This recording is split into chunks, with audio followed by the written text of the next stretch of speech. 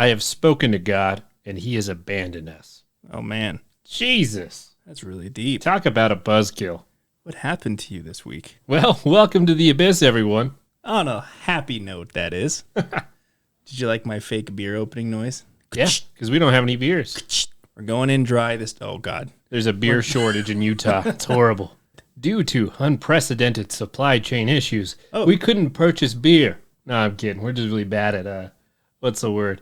Collaborating, having synergy. Yeah, we used to be really synergistic. I feel like every week things were going smooth. It's like you buy the beer this week, I buy the beer, and then I bought the last 6, and Clete's not contributing a damn thing. Damn, man. I feel bad. Feels bad, man. Do you really feel bad? Well, anyways, let's go into our topic tonight. So we are going to wrap up Tier 3 of this conspiracy theory iceberg. Yeah, I only had to skip a few. Yeah, so some of these were dark. So I'm really excited to go over them. I didn't have to skip one on mine. Yeah, I kept going through mine. I'm like, I swear I got the worst ones. I always get these weird ones. Yeah, there's some questionable material on these. And I feel like it's only going to get worse the deeper we go. So, again, we've talked about it before. It'll be like a nice little jiggle on the subject, and then we're just going to skip right on. I had a few that like I couldn't find anything on, so it's just pure speculation. Pure speculation. So I don't know what we're going to get at this point. I'm excited. But Tier 3, as we referenced in the first one, is called the Truth Agent tier. So let's go ahead and wrap it up. And I guess you, good sir, are starting us off. Yep. So the first one is Lake Baikal. What? I go boating there every summer. Really? Because it's in Russia. It's kind of weird. Yeah, I go to Russia every summer. Do you have ties to the Soviet Britain? Soviet Union Britain?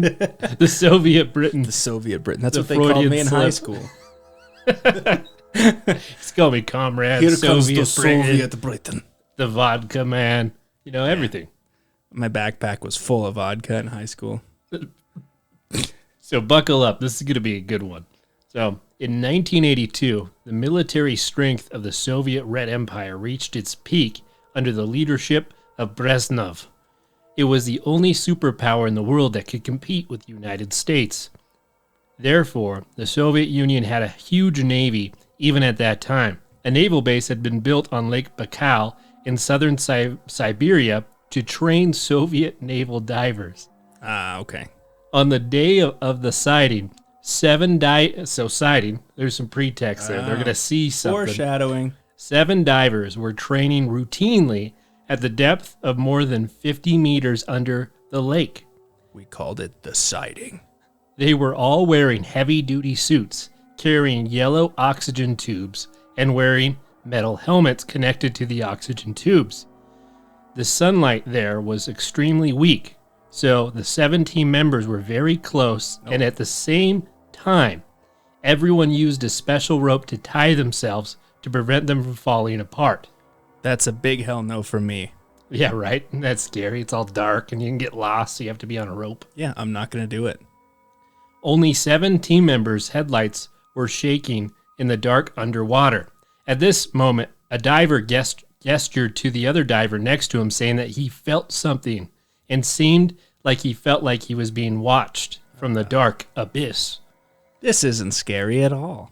Just as one diver turned and prepared to gesture to the diver behind him, a burst of light suddenly came over. It turned out that this diver and the other diver members were shocked and stood on the spot. It turned out that 6 humanoid creatures with colorful helmets appeared behind them. So they feel like they're being watched. They're like, hey, I feel like we're being watched. And they turn around, and there's these humanoids just staring at them. What would you do?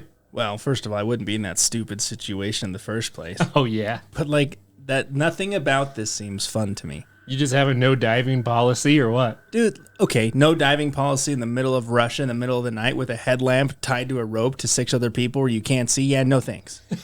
I will dive in a pool all day long. Yeah. I will dive in a lake all day long in the middle of the day. It's definitely an exposing experience. Yeah. So they described that they were very large and about 3 meters taller than ordinary people. The strange thing they noticed is that these beings didn't have any diving suits. So hopefully they weren't like naked. That'd be weird. Yeah, that's because they live down there. Why would they need diving suits? It doesn't say if they're naked or not. Well, if they're not wearing diving suits, they're probably naked. I see. Your penis. I'm just kidding. They had uniforms. They weren't naked. So they only looked like they were wearing silver white uniforms. I just wanted you to think that some naked creatures were looking at them. I mean, it doesn't make it that much worse. In this way, these creatures watched the team members quietly, and the team members didn't dare to act rashly. Like, what would you do? Just start panicking? Whoever looks away first dies. Fortunately, yeah, you like push the other person towards them and just go. Well, it's just that mentality. You just have to be faster than the slowest person. At that point in time, I am fucking Michael Phelps. I am on the surface before anyone knows what the hell happened. So fortunately, these unknown creatures left and swam away at an alarming speed. So they were just there and they zoomed off into the distance. Well, they probably didn't want to be seen either. They're probably just swimming. They're like, hey, there's some lights over there. Let's go check. Oh, shit. Oh, people. God. Oh, the short people are looking at us. Dude. Yeah, well, they're bigger than humans. They look like humans. Is that what you say when you say? Yeah. The 7 team members also rushed to the surface and reported the incident to the trained commander. The commander seemed very curious about the unidentified creatures being able to move in deep water so freely and quickly. So he ordered the divers and soldiers to capture a sample and bring it ashore. Dive back down there and get me a sample. Yeah, I would just subtly like walk away from the group and try to hide. It's like, how dare you surface without bringing something up? Yeah, they'd probably kill you if you try to run away. Probably. So the 7 team members took special fishing nets and harpoons and dived to the original unknown area.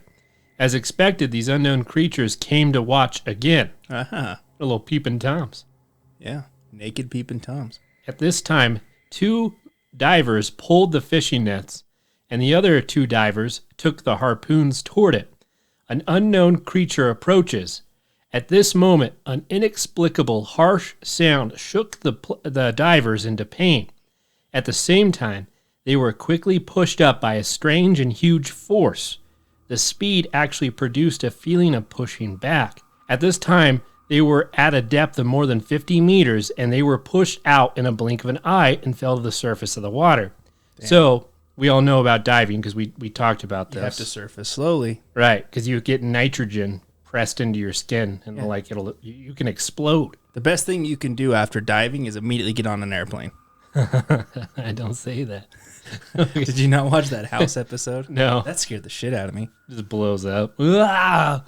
I don't think he blew up, but he was not feeling good. Imagine the person next to you like, son of a bitch. He pulls out his diving tank. I'm like, I hope you didn't just get out of the ocean. I did. So the compressed air in the lungs of the divers expanded rapidly, caused the lungs to overexpand, and air embolism, commonly known as diving sickness. 3 people of the team died on the spot, and the other 4 divers were injured to varying degrees. They were sent to a hyperbolic oxygen chamber at a nearby naval base for rescue. Although they saved their lives, they all suffered serious internal injuries. That would be an extremely, extremely painful experience. Man, that's a hell of a story. That's so cool. So to answer your question, I think I'm actually going to take on a 0 tolerance diving policy in my life. Yeah, all they didn't need harpoons. They needed sticks of dynamite. Yeah, just blow them up and then take a leg up with them. I found a leg. They call humans monsters. All right, the next one. I think this one's fun. The Dancing Plague. I know this one. So the Dancing Plague of 1518 is an event which hundreds of citizens of Strasbourg, then a free city within the Holy Roman Empire, now it's in France, danced uncontrollably and apparently unwillingly for days on end. The mania lasted for about 2 months before ending as mysteriously as it began. Do you want to know why I like this topic a lot? Why? Because it was in our very first episode of the show. Yeah. Yeah, I covered it with my first story, man. It reminds me of has a place in my heart. Of like what is it, that mold thing that goes into ants' brains and like controls them until they die and it sprouts out like a mushroom from their head. It gets in like praying mantis too, like the big tentacle thing turns them into zombies. Yeah, things can control your brain. I think you have a story about that later. It's like zombie deer disease. Oh, God. So to go into more details, in July 1518, a woman whose name was given as Frau Trophia stepped into the street and began dancing. She seemed unable to stop, and she kept dancing until she collapsed from exhaustion. After resting, she resumed the compulsive, frenzied activity. She continued this way for days, and within a week, more than 30 other people were similarly afflicted. They kept going long past the point of injury. That's so creepy. Like you see like someone break their leg and they just keep dancing crying on it. Oh my I can't God. stop doing the Congo. City authorities were alarmed by the ever-increasing number of dancers. The civic and religious leaders theorized that more dancing was a solution. Stop dancing, God damn it. It's like the worst thing, like if it was an epidemic, they're like, let's just get people closer to them and we'll dance this fever out of them. We're going to have a dance-off to cure this bullshit. Yeah, the only way I would dance like that if I was listening to Cuba Pete. He is the king of the rumba beat. He is. Yeah. And so the leaders arranged for guide halls for the dancers to gather in, musicians to accompany the dancing. Oh my God. And professional dancers to help the afflicted to continue dancing. This is like a scene right out of The Mask, right? This is some M. Night Shyamalan bullshit. What a twist.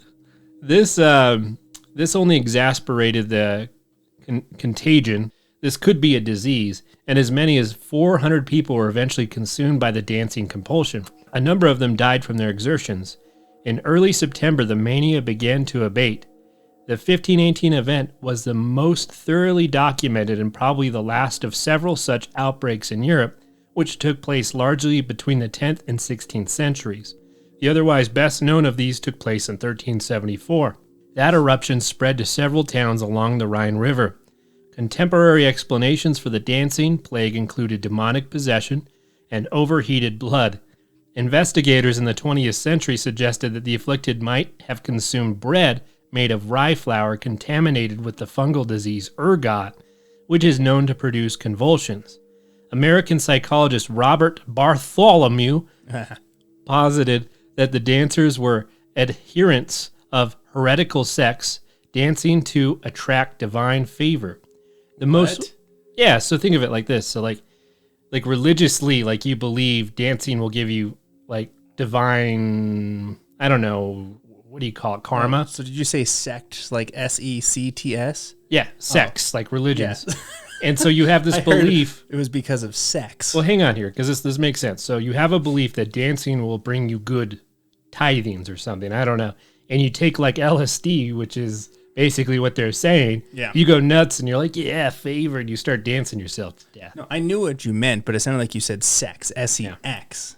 The most widely accepted theory was that of American medical historian John Waller, who laid out several papers, his reasoning for believing that the dancing plague was of mass psychogenic disorder. Such outbreaks take place under circumstances of extreme stress and generally take form based on local fears. In the case of the dancing plague of 1518, Waller cited a series of famines and the presence of such diseases as smallpox and syphilis. Oof, Britain hates syphilis. And overwhelming stressors affected I don't love it. residents of Strasbourg. You're right, Clete, right again. I hate me some syphilis. He strikes again, people. He further maintained that there was a local belief that those who failed to propitiate St. Vitus, patron saint of epileptic, and the dancers would be cursed by being forced to dance. Yeah, that makes sense. Whatever. So they're being cursed. Yeah. Okay. That's so cool. Can you imagine if that happened like in today's day and age? It'd be all over like social media. I mean, it wouldn't be cool. It's like New York Square dances themselves to death. It would be like that movie where you saw those people, you shot yourself. What is that called? Some bird in a box, some Bird Box. Yeah, Bird Box. It's like that, except people instead of shooting themselves just dance, and like the dancing plague got to Utah. You just can't go outside or you start dancing yourself to death. Yeah. That'd be good. I'd watch it. All right, the next one is Panspermia. Yeah. Okay. Why did you emphasize the middle of that? Yeah. All right, so Panspermia is the hypothesis that life exists throughout the universe, distributed by space dust, meteoroids, asteroids, comets, and planetoids. as well as by spacecraft carrying unintended contamination by microorganisms. Panspermia is a fringe theory with little support amongst mainstream scientists. Critics argue that it does not answer the question of the origin of life, but merely places it on another celestial body. It also is criticized because it cannot be tested experimentally. Panspermia hypothesizes that microscopic life forms which can survive the effects of space, such as extremophiles, can be trapped in debris ejected into space after collisions between the planets and smaller solar system bodies that harbor life. Panspermia studies concentrate not on how life began, but on methods that it may distribute it throughout the universe. So I thought that was interesting. Yeah. Yeah. Cool. So interesting. It reminds me of that article where it was like, not article, but the argument for the flat earth. And people would be like, all right, if the earth is flat, what is it on? And they'd be like, a turtle. And like, well, what is that turtle on? An even bigger turtle. And it's like, what is that turtle on? An even bigger turtle. Eventually, you hit the biggest turtle there ever was. Turtles all the way down, ad infinitum. I think that flat earth thing has got a point. Amen. We're all just a big frisbee riding on a space turtle. Jesus, take the wheel. Fuck you, Darwin. So aggressive. I hate him. Oh, that was your 3, huh? Yeah. All right. Well, that was a hell of a way to kick it off. So speaking of like hard subjects, the first one I'm covering is hierarchical states of reality. Hell yeah. And this was a bitch and a half to find anything on, I gotta say. But I mean, I was able to find like a link that took me to another link. Somehow it brought me to like this, I think it was a Wikipedia article, but it was something called higher consciousness, which is the consciousness of a god or part of the human mind that is capable of transcending animal instincts. Yeah, it's real serious stuff here. So this is a very ancient concept that has been significantly developed in German idealism. There are a few main types of this concept that are modified states of consciousness with the help of meditative psychotechnics, optimal experience, and the flow state. No idea what that was. Euphoria of a runner, lucid dreaming, out-of-body experience, near-death experience, and mystical experiences. Yeah, what it means, Britton, is if you drink maybe a quart of pure LSD, you might understand, what God's all about. And then you'll wake up 2 years later in a train car with a banjo, wedding ring on your finger, maybe like someone's hand, and you just don't know what's going on. Like a severed hand? You're like, what happened in these 2 years? Wasn't it you that covered last tier, or same tier, but like the LSD elves? Yeah, clockwork elves. Yeah, you see the elves there. It's an elf hand.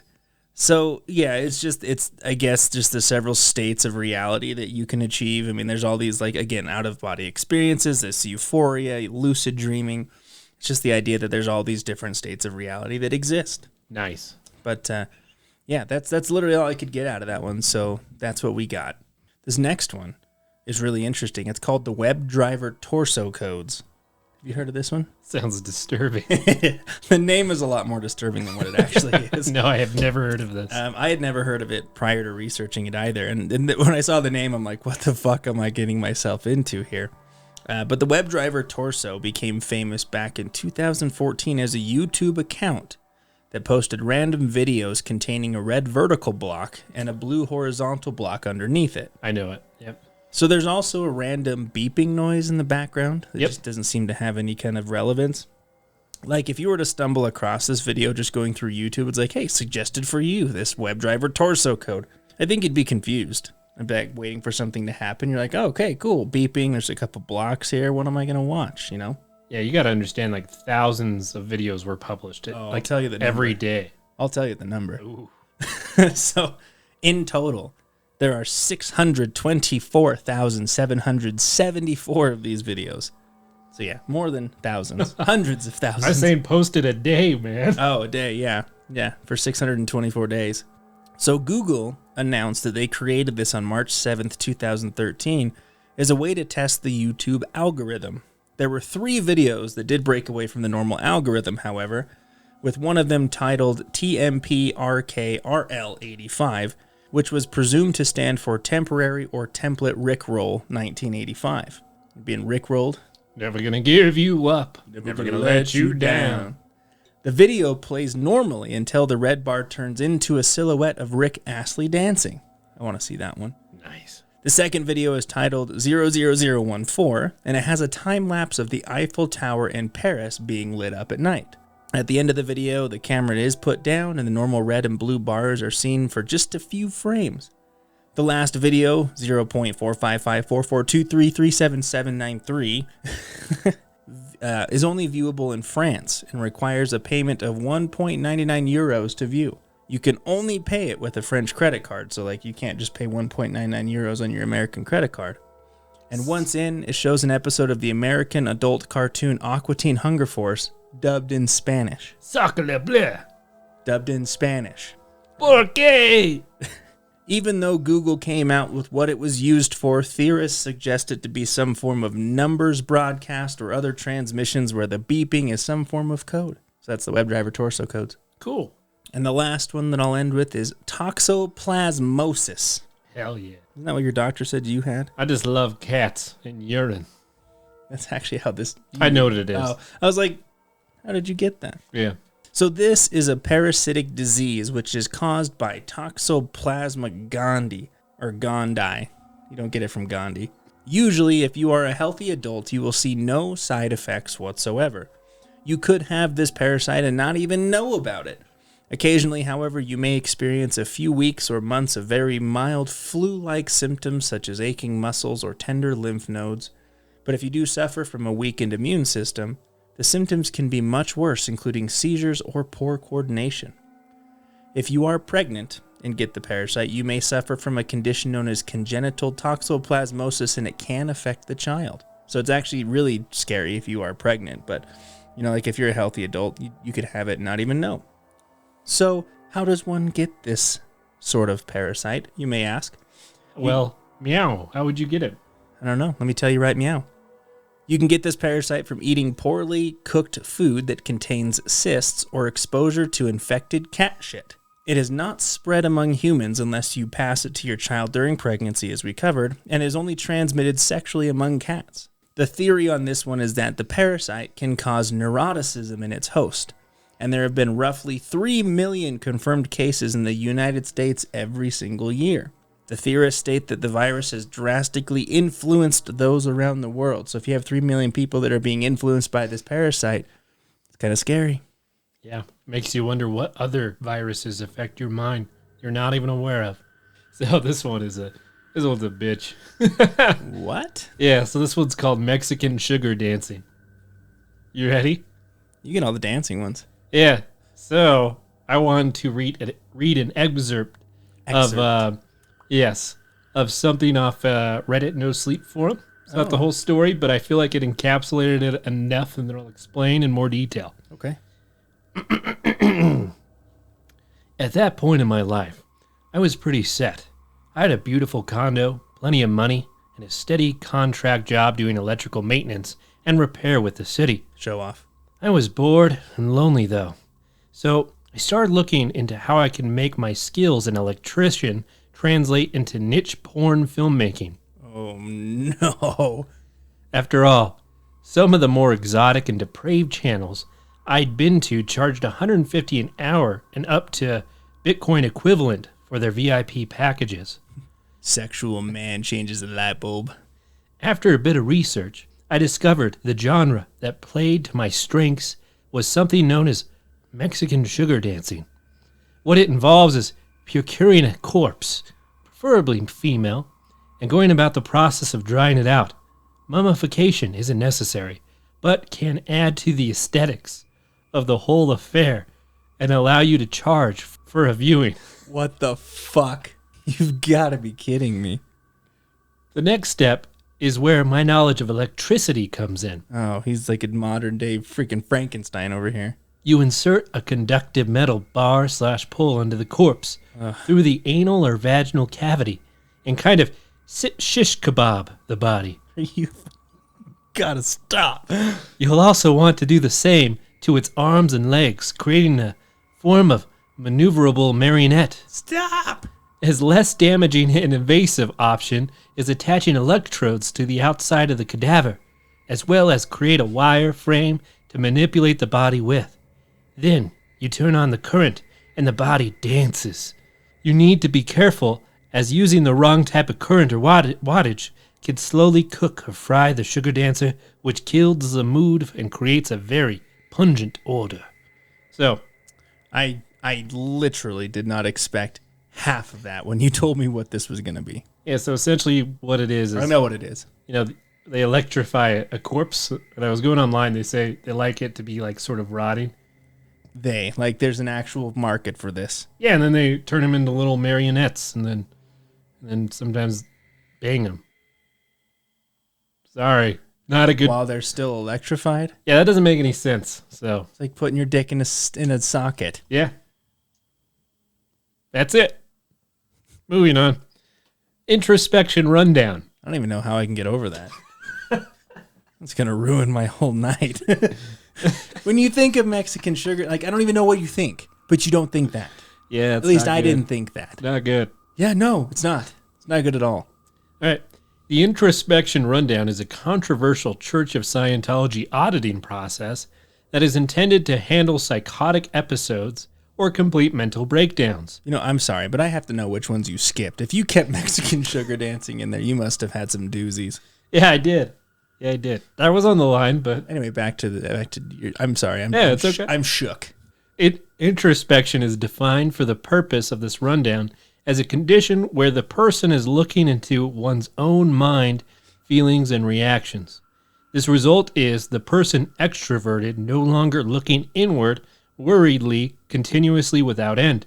The first step of the rundown is to isolate the person wholly, with all attendants completely muzzled, no speech. Auditing sessions are given frequently, otherwise the person is not spoken to. When it is obvious the person is out of his psychosis and up for the responsibilities of living with others, his isolation is ended. To determine the end of isolation, the supervisor in charge, case of the person being isolated, tests the person's condition by writing a note such as, "Dear Joe, what can you guarantee me if you are let out of isolation?" What? If Joe's answer shows continued irresponsibility, the supervisor must write back something along the lines of, "Dear Joe, I'm sorry, but it is a no-go on coming out of your isolation yet," including the reasons as to why not. When it is obvious the person is out of a psychosis and up for the responsibility of living with others, his isolation is ended. This is like the nicest kidnapping situation I've ever seen. Well, they do it all the time. Like, I think a famed wife of a Scientologist died in isolation to this. So, don't join Scientology unless you believe that's true. Yeah. Yeah, Tom Cruise. You're into that. Tom Cruise. So this one is the USARN experiment. Oh, yeah. So I couldn't find really anything outside of the normal talk about the USA as an experiment, build its own government, very libertarian. And, I couldn't really find any conspiracies, but if I were to do some armchair speculation, maybe the powers that be, the Rockefellers and the banking elite were like, you know what? Fuck it. We'll let those Yankees have their land and make their own government. And we'll just kind of see what happens over here. Yeah. But now the experiment is over. They're trying to take us back over. Those goddamn globalists. That was Alex Jones coming out. Well, it's a big experiment. Yeah. It's just all a big old experiment. USA experiment. Okay. So let's start with something called DID, otherwise known as dissociative identity disorder, also formerly referred to as multiple personality disorder. It's a disorder in which a person's identity is fragmented into two or more distinct personality states. This is much like that renowned director, the one you love, M. Night Shyamalan, his movie Split. Yeah, I won't watch any more of his movies. It's really good, man. I have no idea what it is. This is actually a really good one of his. Yeah. Some describe this as an example of possession. The person also experiences memory loss, which is too extensive to be explained as ordinary forgetfulness. It became known as DID starting in 1994 rather than multiple personality disorder, as it reflects a better understanding of what it actually is.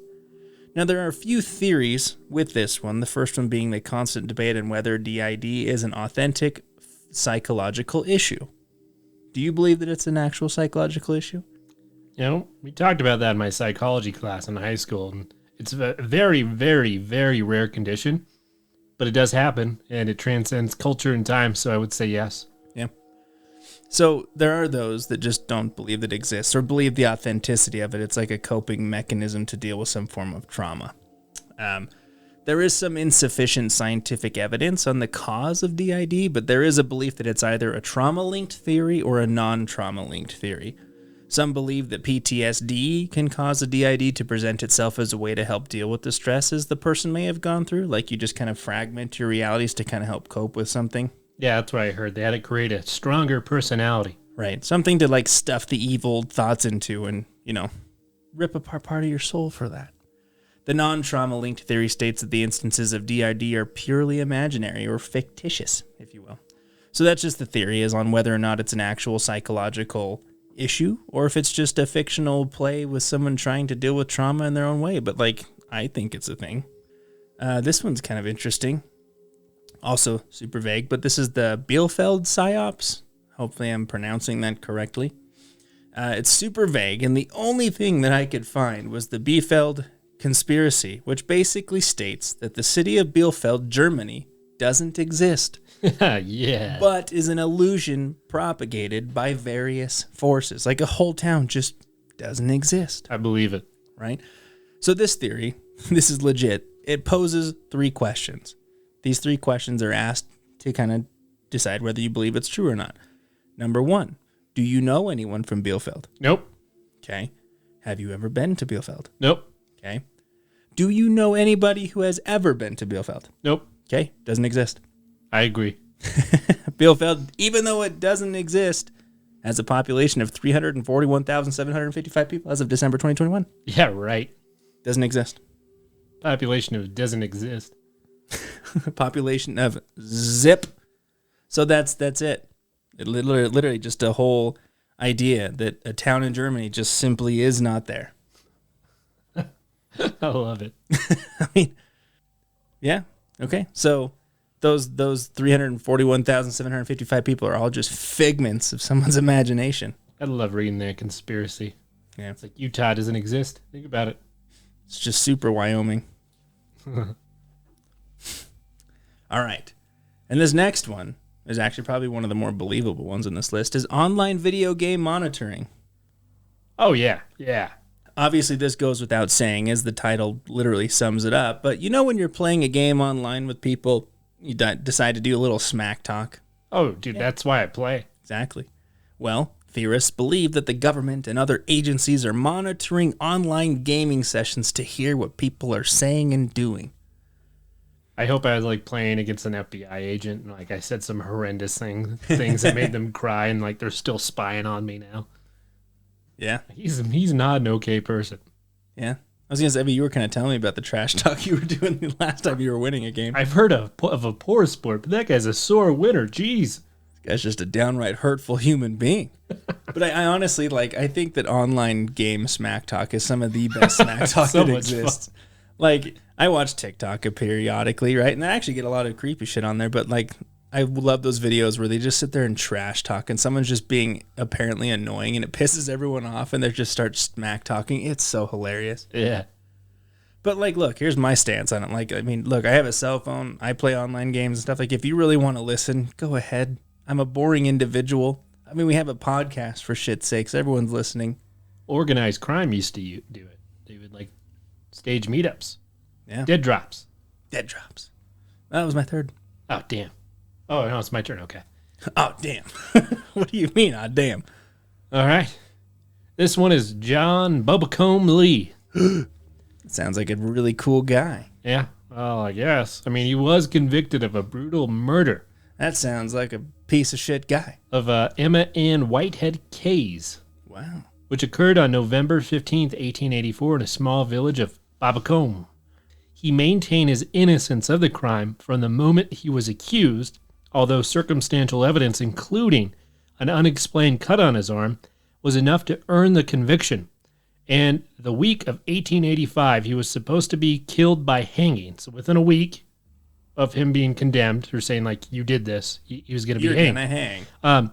This is a weird story, and it's hard to know how much of it is that you can put credence in, or if it's like a tall tale. More than 100 years have passed since the incident, and Lee's own subsequent storytelling about what happened to him has shadowed the truth on what really happened. But as the story goes, Lee was sentenced to hang at Esther Prison, and although the executioner tested the workings of the trap door below the scaffold, though, which he was supposed to be dropped, they tried to hang him 3 times, in which case the trap door got stuck every single time. You know, one might say that's divine intervention. Yeah, after 3 times, they stopped trying to hang him. That was it. Wow.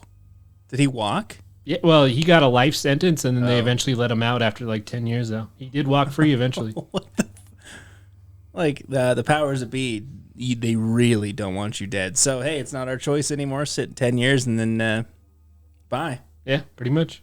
Pretty cool. I mean, it is a cool story, but I mean, talk about getting away with murder. Yeah, it reminds me of the quantum immortality thing. Yeah. You were playing that main character, and you just wouldn't fucking die.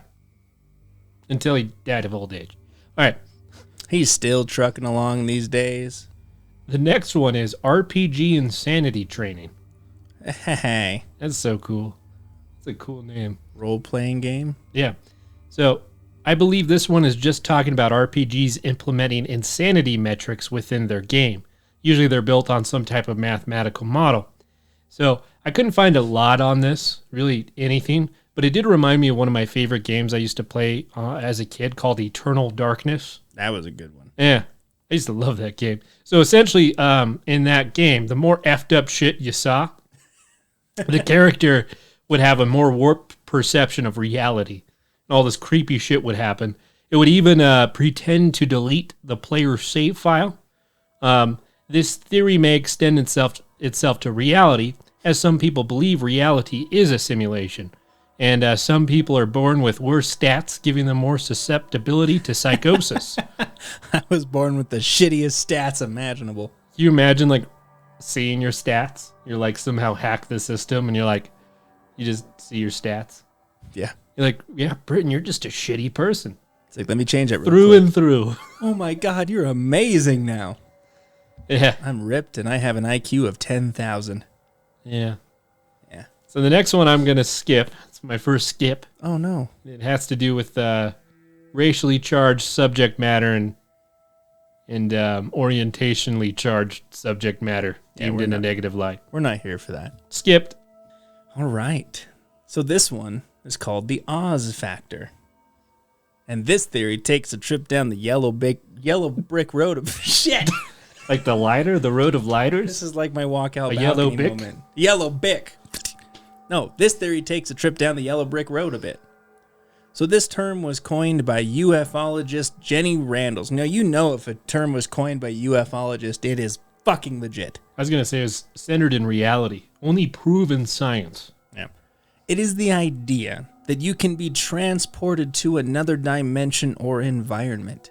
It's been referenced to things such as UFO and paranormal accounts, like being abducted and that loss of time, right? You were transported somewhere else and somehow you just don't know where the time went. There is a folklorist by the name of Peter M. Roshowitz, and he shared an experience he had in 1980 when working on his PhD dissertation, which obviously was on UFOs. A man approached the table that he was working at and began talking with him about UFOs. Suddenly, the man shouted, "Flying saucers are the most important fact of the century, and you are not interested?" And then suddenly left. I would have said you got it wrong. UFOs. Good one. Peter That's all I got. That was hilarious. Be here all night. Peter got this weird feeling that things just weren't right, which prompted him to get out of his seat to wander around. The library, which was staffed moments before, was completely empty. No one could be seen inside the building. All the desks were empty. No one was staffed. He just had the whole library to himself. Oh, wow. He returned to his seat feeling slightly panicked, did some breathing to calm his mind, and when it was time to leave the library to go home, everything was back to normal. Weird. So this theory kind of plays on that same thing. Like, I don't know. Have you ever been in an experience like if you're in a store or something, like all of a sudden just like people are gone? Like maybe you're down an aisle, like people don't just disappear, but like you're down an aisle and there's nobody there. Maybe you're there late at night and you don't see anybody for a minute. Yeah, do you mean like just a store in the middle of the night that doesn't have a lot of people, or? Yeah. So it could be like there's some theorists that state like in those moments you're like subconsciously or consciously in another dimension. Oh, you entered the back rooms. Yeah. So like sometimes it's a really, really normal situation with just a few oddities, like people missing, or like you start to have that weird feeling like this isn't right, something's off, and then you come back and things are fine. Oh. It's just that factor that you can just take, a trip somewhere else, and it's all subconscious. It's not on purpose. Like things just fucking happen. Interesting. So that's the Oz factor. I like it. Okay. So this one is stupid. And I mean it's stupid because I literally found nothing on it. It's called extreme continents. How the fuck would you describe an extreme continent? Like Africa or Asia? Is it the biggest? Pangea. Yeah. Pangea was referenced in one thing, but it had nothing to do with extreme continents. So absolutely impossible to find shit on. And, in all my research, the only thing that I found was another YouTuber, Wendigoon. He covered this a little bit, and from his studies, he said he found fucking nothing as well. So really, the theory here, or the guesstimates here, are it's either referring to lost continents, which are continents that have sunk below the ocean, or the endpoints of existing continents. Okay, like Atlantis. Right. Like, does it mean that there are some huge continents that have sunk under the ocean and are still there, these extreme continents? So, honestly, that's really the best thing there is. But if a viewer knows more about this and you're like, yeah, idiots, it's this, send it in. entertheabysspod@gmail.com, because that's what I have for now. Well, the thing is, like, when the Ice Age happened, the oceans were receded a long ways. Mm-hmm. Like, Florida would have had, a lot more land next to it. I don't know. Right. I mean, literally, like, you type in amazing continents and anything you can find, you will not find a goddamn thing. I found one article about a guy that's, like, trying to prove that continents aren't a thing. It's just giant islands. And he was passionate, man. Like, he must have done a dissertation for school, because this guy was like, you're wrong. It's not a continent. What is an island? It's surrounded by water. Well, can't you make the argument that these continents are just giant islands? What came first, the continent or the water? I don't fucking know. But now they're all islands. United States, Canada, island. He sounds crazy. Pass. This next one makes up for it because I think it's really cool, but it's Shaver's writings. This theory is based off the Amazing Stories comics from Richard Sharp Shaver, who was an American writer and artist. So I think this topic actually would be one of those ones that would be really fun to cover in its own episode, because there's a lot of detail in this one. And a lot of these comics are really fucking cool, because the cover art is amazing. They look really cool. A lot of it is like scantily clad women with like snakes covering their breasts and stuff. Like, you can tell this guy was just like titties. But I mean, the art's like amazing. It looks really cool. I mean, they'd just be like fun read. But the theory here, in short, is that Shaver claimed to find an ancient language called Mantong, which was the source of all earthly languages. He wrote that an extremely advanced prehistoric race built underground caverns inside the earth before abandoning the planet due to the radiation from the sun. Say, haven't we talked about some kind of inner earth things before? The ancients supposedly left behind some of their offspring to help populate the earth, or keep the earth at bay, I guess. This ties into theories like the Hollow Earth and Agartha. So yeah, Agartha, that was it. Yeah, so these aliens built Agartha and left a couple of them down there.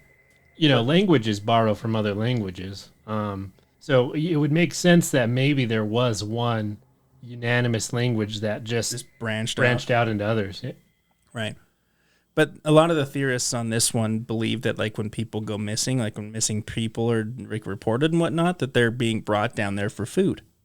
So, missing people are alien food. I saw some angry German guy with a sword attacking a T-Rex. Yeah, because Hitler's down there too. I mean, that was one of them. You got Hitler, King Kong, Godzilla, a bunch of dinosaurs, and swords. And these aliens. Like, what the... The middle of our Earth just sounds like a fucking LSD party in of itself. Just imagine Hitler riding a T-Rex with a bunch of swords. Like, I don't like that guy. And scantily clad aliens. I hope he gets his coming. Apparently he's leading the dinosaurs, man. All right, you ready for this one? It's called porn control. Oh, no. Yeah. Like, which direction is this going? Like, porn's controlling or porn's being controlled? It's like a psyop about trying to influence society through pornography. Oh. Do you know that porn causes brain damage? Nice. That's why you stutter a lot. That's why you're so stupid. So damn stupid. This comes from a Redditor, and they put, most major porn sites are now owned by a secretive influencing company called MindGeek. They are why simulated teens, family stuff, cuckolding videos are taking over the industry as of late. Porn has become a major problem in society, pushing sexual degeneracy on the masses like never before. Notice how the front page of every porn site has material that would be considered incredibly disturbing even just a few years ago. Simulating family matters, cuckolding, age differences. I've looked into it and found that the heart of the porn industry lies within a secretive company called MindGeek, so they're repeating, whatever, right, whose main offices is in Luxembourg, but has an office in LA. They are an influencing company whose main goal seems to push certain types of content to the masses. Notice how their website doesn't actually say what they do and uses much evasive language because they actively push certain content onto porn sites and try to influence the masses. So he's repeating a lot, but it's an interesting point. Yeah, same story, just repeated over and over. He, again, it causes brain damage. Yeah, some people were saying, watching a lot of porn. Obviously Christian thoughts, but they were saying they're trying to recreate Sodom and Gomorrah. Oh. So the point is like if you're home alone without your parents and you see your sister-in-law stuck in a washer, just help her out. Yeah. She's always a MILF. It's not how you say it. Oh my God. You say milk? Is it milk or milk? God damn it. I need a cup of milk. Milk. Ah! You degenerate. All right. Next one. Temporary autonomous zones. What? Yeah. The Temporary Autonomous Zone is a book by the anarchist, writer, and poet Hakim Bey. The book describes the socio-political tactic of creating temporary spaces that elude formal structures of control. The essay uses various examples from history and philosophy, all of which suggest that the best way to create a non-hierarchical system of social relationships is to concentrate on the present and releasing one's own mind from controlling mechanisms that have been imposed on it. In a formation of a temporary autonomous zone, Bey argues information becomes a key tool that sneaks into the cracks of formal procedure. A new territory of the moment is created that is on the boundary line of the established regions.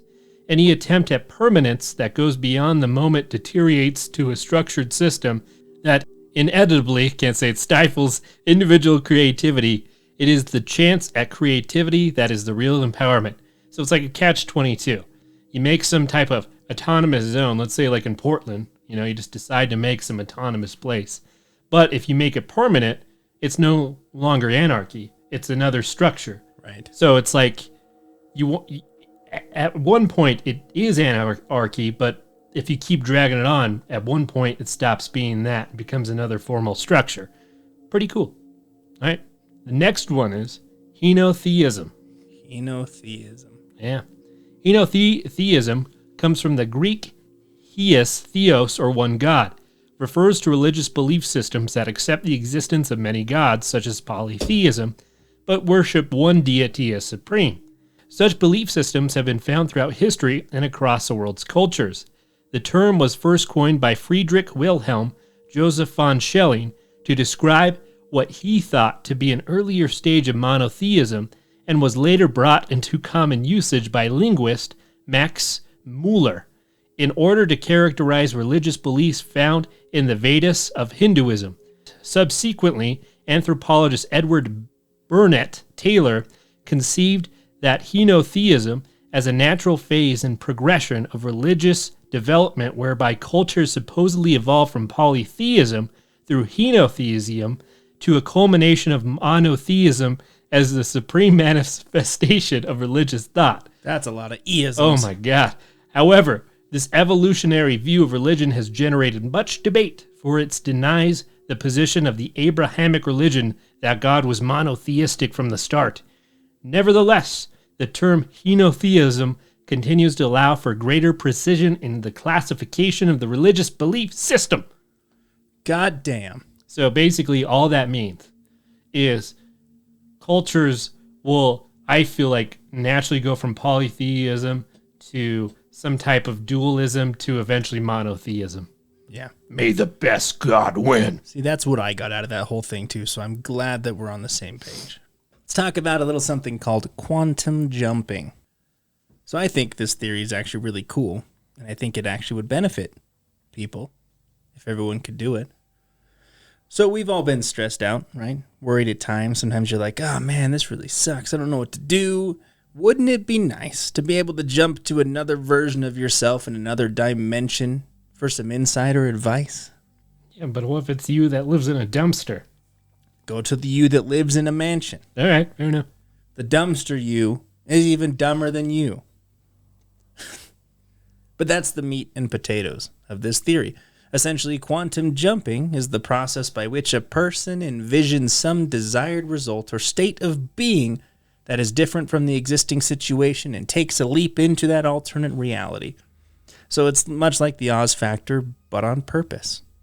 All right. Like you're able to transcend into a parallel universe for some insight to make your current shitty situation not as shitty. Cool. Yeah, so that's quantum jumping. Neat. Yeah. This next one's really fucking cool. And this would also be a really cool full episode, but it's called Fulcanelli. Fulcanelli. So this, essentially, Fulcanelli was an alchemist who operated in the 1500s. Not only was he an alchemist, but he was said to be the best alchemist that there ever was. Well, damn. The crazy thing about this is no one knows who the hell he actually was. The only reason that his existence is believed in the first place is based on his journals and students who were taught under him. Fulcanelli had 2 books that were published after his death, and to the occult savants of Paris in the late 1920s, they were described as intoxicating. One of his students, Eugene Cancelliet, states in the preface of the first edition copy of Les Mystères that Fulcanelli accomplished the great work and then disappeared from the world. Son of a bitch. Fulcanelli was doing things that were way beyond his time, which is why he was regarded as the best alchemist ever to exist.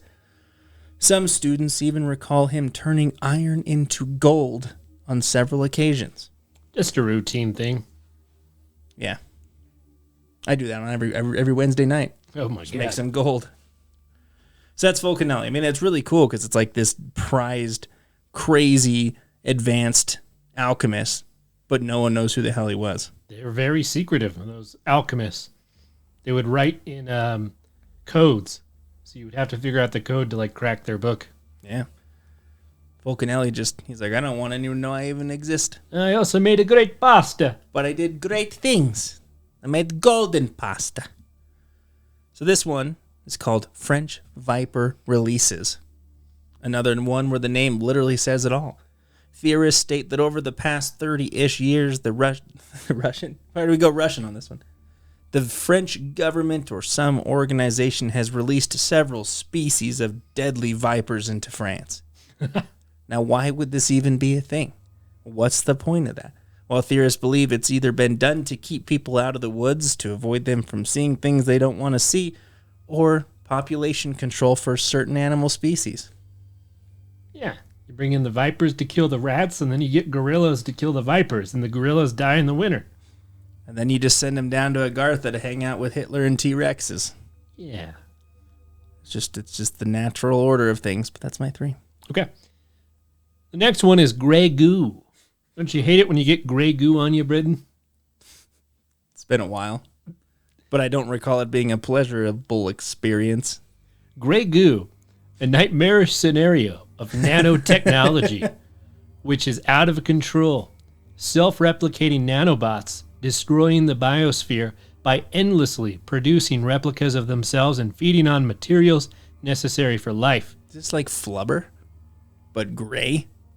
I don't remember Flubber. With I just Robin remember they Williams? bounced a lot. Were they self-replicating? I don't know. Were they eating people? I'm just making a goo comparison. I'm probably way off. The term was coined by American engineer Eric Drexler, Engines of Creation. I read that book yesterday. Yeah, it was really good. So, molecular electronics, a subfield of nanotechnology where individual molecules can become circuit elements, would make it possible to manipulate matter at the molecular level and atomic level.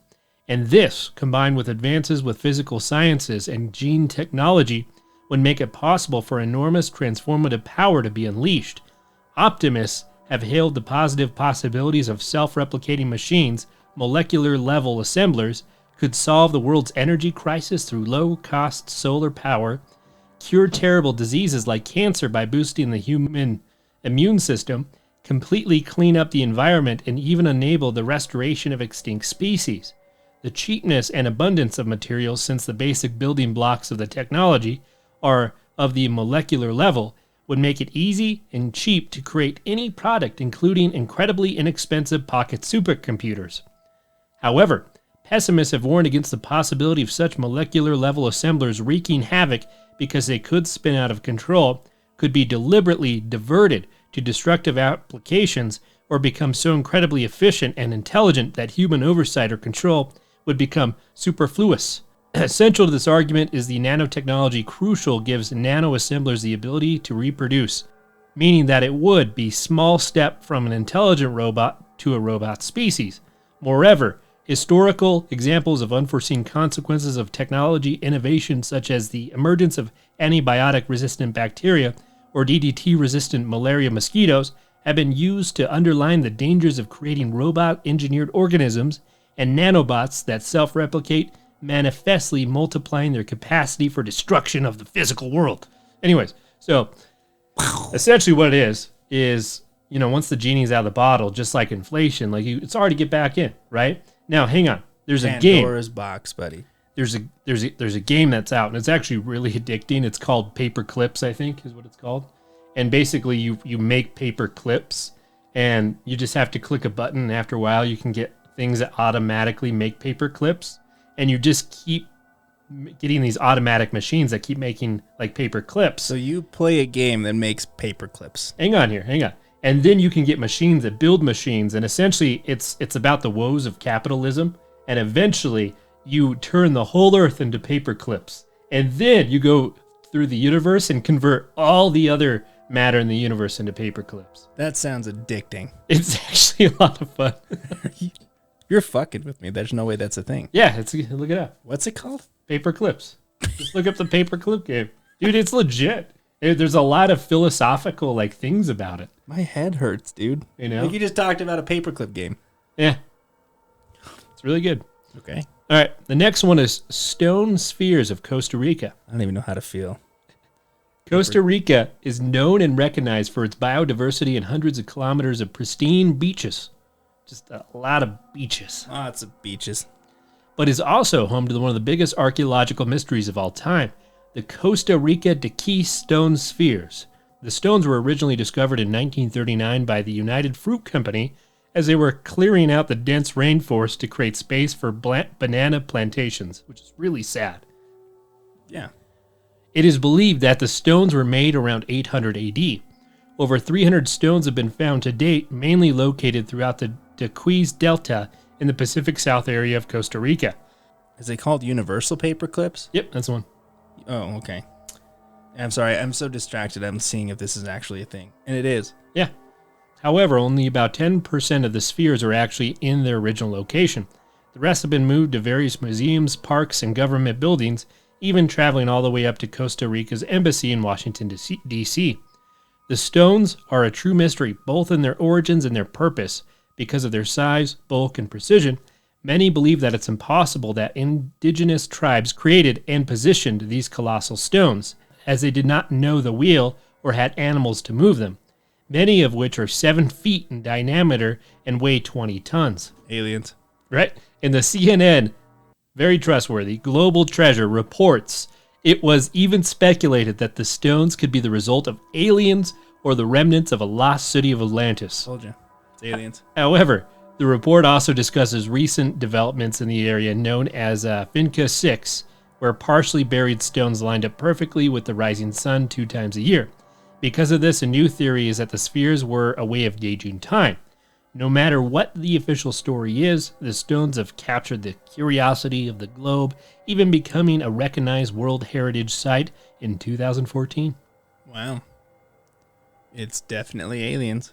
This next one is called Mach's Principle. In theoretical physics, particularly in the discussion of gravitational theories, Mach's Principle is the name given by Einstein to the imprecise hypothesis often credited to the physicist and philosopher Ernst Mach. The hypothesis attempted to explain how rotating objects such as gyroscopes and spinning celestial bodies maintain a frame of reference. The proposition is that the existence of absolute rotation is determined by the large-scale distribution of matter, as exemplified by this anecdote. You are standing in a field looking at the stars. Your arms are resting freely at your side, and you see that the distant stars are not moving. Now start spinning. The stars are whirling around you, and your arms are pulled away from your body. Why should your arms be pulled away when the stars are whirling? Why should they be dangling freely when the stars don't move? Wow. That is the question. You know, it's interesting because I remember I was watching some type of history channel about whirling objects, and there was a physicist that would talk about how, if gyroscopes, when they spin, they seem to lose their mass, which is kind of cool. And he'd be talking in front of a bunch of people, and he'd have this giant gyroscope that he could barely lift up. And when it would spin, he was more easily able to lift it up. But people say it's because when it's spinning, it's more of the weights distributed, so it's easier to pull up. Whereas if it's stationary, it's just top heavy. So I don't know. It was interesting though. Yeah, that's sciencey. That's out of my realm. All right, that's all 3. Nice. All right. Well, down to my last 3.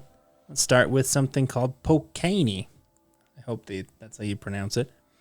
So near Dobel, a small town in Latvia, lies Pokani Forest, which is full of mysteries and theories. One of the biggest occurrences is when NASA satellites discovered it inexplicably radiating energy. Imagine a forest just radiating energy. Oh my God. Mother Nature has come to murder us. It's considered an anomalous zone, which is a place that has strange and unexplainable occurrences. Several studies have been done in the forest, the first of which was done in 1996 by Ivar Vix, a researcher from Riga. He witnessed a few strange oddities like piles of rocks emitting electromagnetic energy. This is one of the biggest anomalies, as there are several large piles of rocks spread throughout the forest with no real explanation as to why. You'll just see piles of rocks, rock pits, and there's not rocks anywhere else, but they're just distributed throughout the forest. Interesting. Why would that even be a thing? Yeah. After investigating the forest, Ivar fell ill with an unknown disease that took his life. Several believe that this was due to the forest. Other anomalies in the forest are unknown temperature differences, people will describe the forest keeping them warm even though it could be snowing. They're in the middle of a snowstorm and the forest keeps them warm, it channels warmth into them. That's creepy for some reason to me. Right? Paranormal occurrences like strange lights floating around and going in circles. So this forest just seems really paranormal. And that's Pokani. Nice. Interesting stuff. So this one, I just don't really think is that cool, but it's deep ecology fascism. What? Yeah. So this theory revolves around the idea of a theoretical political model in which a totalitarian government would require individuals to sacrifice their own interests to the organic whole of nature. Yeah, fascist nature. What about communist nature? The idea here is that any crimes against nature would be a crime against the people. So it's this all-out preservation of nature to like help keep nature going. So like if you're like pollution and stuff, like that's an actual crime. Got it. That's it. Okay. It was boring. Neat. Not one of my favorite ones. This last one is actually a good one to end with. It's called Death Worm. The Death Worm. The Siberian death worm? Mongolian. Ah, damn it. Close. So this is one of my favorite conspiracy theories because it involves another of my favorite things, which are cryptids. So this theory revolves around the Mongolian death worm, which is described as getting up to 5 foot in length. It can resemble a dark red sausage-like sandworm with spikes jutting out of both ends of its body. The old sausage worm.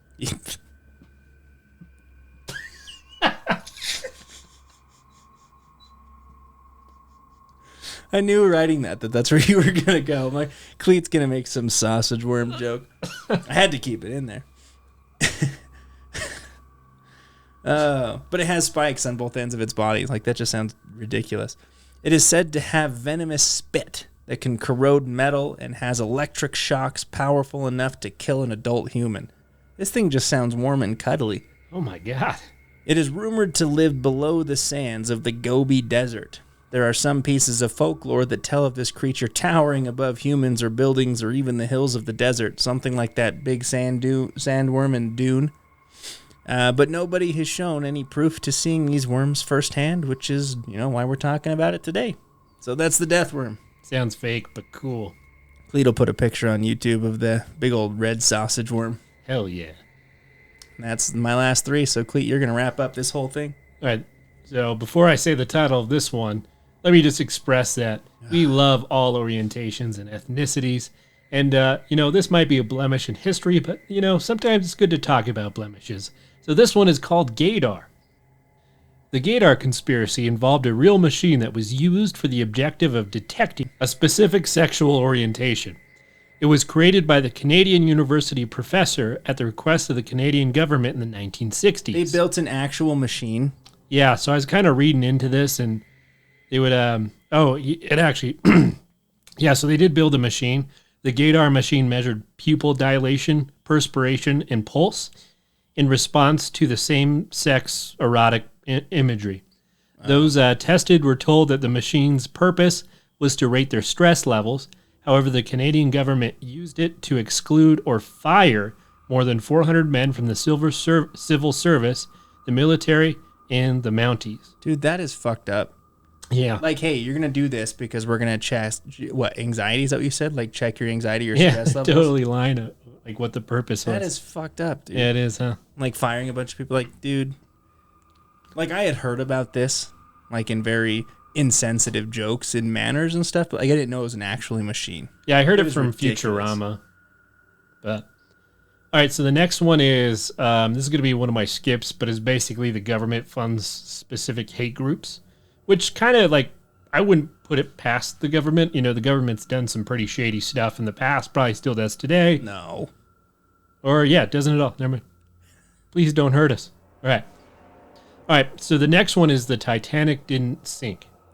And like this would actually be a really, really good one to go into depth because I kind of believe it. That's poor taste. But essentially, it'd be good to go into depth. Do you know what happened to the Titanic? Let's go in the cold, dark depth of this.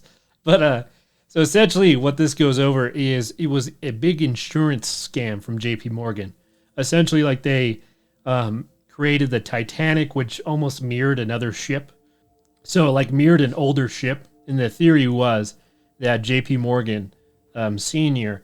sunk that ship on purpose. Like, he had people board it, said it was the Titanic or something like that, and then sunk it, and he collected an insurance premium. Wow. Yeah, murdered a bunch of people to make a stinking big profit. I wouldn't put it past some people to claim $1. So the last one is the Smithsonian suppression. Oh. We all know where this is going. This is tied to the giant conspiracy, meaning that giant bones have been found and sent to the Smithsonian only to get covered up. These theories go further, talking about a whole giant civilization being found in the Grand Canyon with bones and artifacts only to be cleared up by the Smithsonian.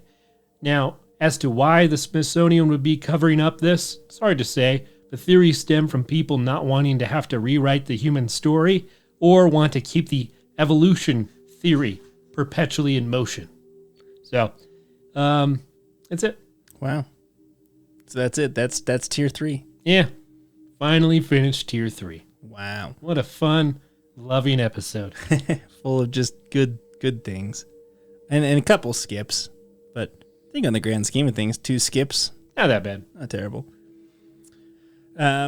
Awesome. So obviously next month we will transcend into tier 4, which, spoiler alert, it's called Adept of Secrets. Hell yeah. Yeah, I don't know. I'm excited to keep going, but I also get like nervous because like the more that this gets deeper and deeper, like my search history on my laptop can only take so much. Yeah, I did actually use incognito mode for some of this. I won't lie, like the Mexican candy kind of was like, oh my God. I'm still not over that. Just the idea of thinking of like corpses being marionettes. I forgot about it until you just decided to say it again. It's forever burnt in my soul. Like when you hear that name, I don't think of dancing with a body. Yeah, but you're more of a puppeteer. There was another theory that there was like 2 of them convulsing. You're like putting them in different sexual positions. But yeah, we're done with the story now. No more. God. But yeah, thanks for listening, everybody. And you know, again, I know we keep tossing it out on episodes, but if there is a certain topic, whether it's something we cover in small detail or something we haven't covered and you want us to cover in detail, please email us at entertheabysspod@gmail.com. Talk about YouTube. So on YouTube, we're sitting at about 138 subs, which is great. We're growing really fast. I think we had 10 subs in the last 30 days. Not huge comparatively to other channels. It's huge to us.